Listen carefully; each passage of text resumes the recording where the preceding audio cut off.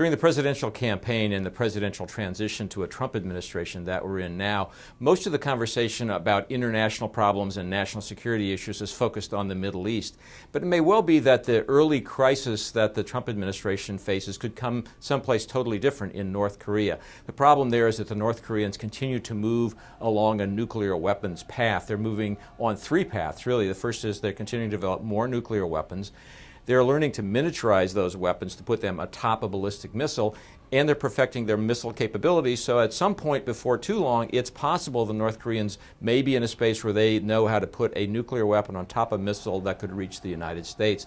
And that's a red line that every American president would probably feel he could not simply stand by and watch. So I think the question is going to be, what does the Trump administration do about this?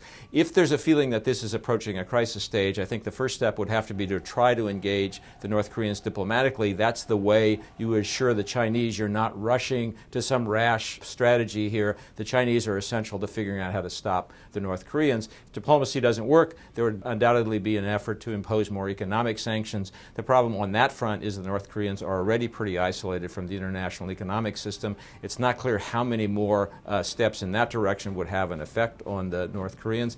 And then at some point you probably have to think about military options, but those are a little frightening because every one of them has the potential to create a genuine crisis, not just on the Korean Peninsula, but around the whole region and with the Chinese in particular. So this may be the knottiest problem confronting President-elect Trump, soon to be President Trump.